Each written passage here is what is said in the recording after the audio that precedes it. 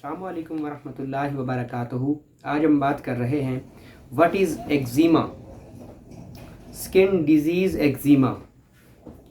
Eczema क्या है, psoriasis क्या है, डर्मेटिस क्या है, या उर्दू में अगर हम बात करें तो जिल्दी खुश्क ख़ारिश क्या है।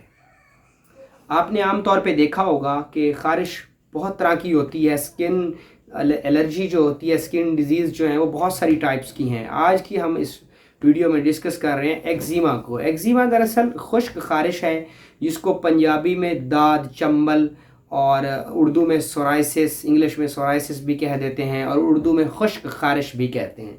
दरअसल ये खुश्क ख़ारिश होती है, छोटे छोटे से दाने निकलते हैं, उन पर खुजाने को दिल करता है और जैसे जैसे मरीज़ उन पर खुजाता है तो वहाँ से पीप भी निकलती है और काले रंग के धब्बे भी पड़ जाते हैं। बस औकात उस पर जलन भी होती है और बस औकात वो दाने सुर्ख रंग के भी होते हैं। शुरू में वो दाने सुर्ख होते हैं और वक्त गुजरने के साथ साथ वो दाने आहिस्ता आहिस्ता काले स्याह रंग के हो जाते हैं और वहाँ पे अपना धब्बे भी बिल्कुल छोड़ जाते हैं। तो ये है एक्जिमा, ये है खुश्क ख़ारिश। अच्छा, ये इतनी कोई बड़ी मोहलिक और गंदी बीमारी है कि आपको ये सुनकर निहायत हैरत होगी कि अमेरिका जैसे बड़े तरक्की याफ्ता मुल्क के अंदर भी इस वक्त लगभग 3 करोड़ से भी ज़्यादा पेशेंट की तादाद है एक्जिमा की, जो कि बहुत ज़्यादा सर्च करते हैं कि treatment of eczema, what is eczema, या स्किन डिजीज़ एक्जिमा, कि एक्जिमा क्या है और इसके काज और इसका जो ट्रीटमेंट है वो क्या है।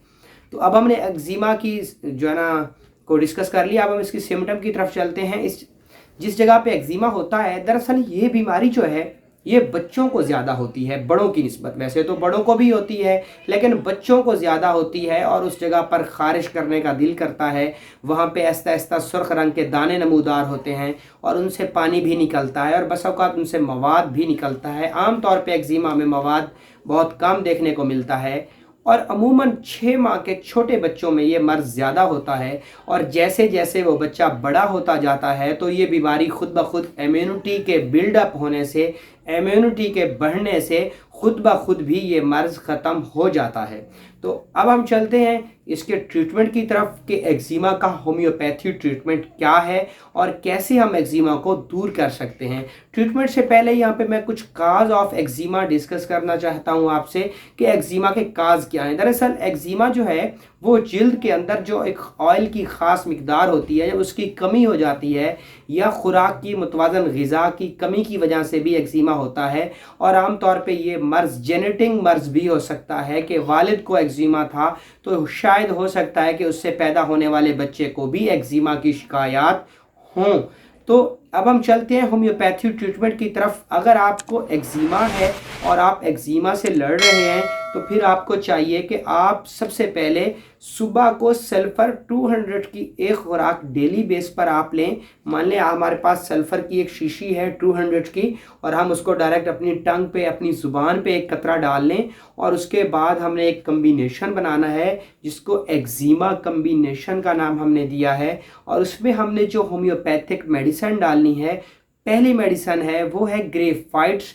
ये हमने 200 पोटेंसी में किसी भी अच्छी फार्मेसी की होम्योपैथिक मेडिसिन ग्रेफाइट्स 200 में ले आनी है और उसी के साथ हमने लेके आनी है आर्सेनिक एल्बम।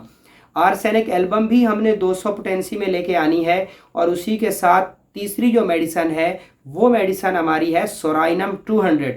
ये तीनों मेडिसिन हमने लेके आनी है और एक खाली शीशी भी होम्योपैथिक स्टोर से ले आनी है।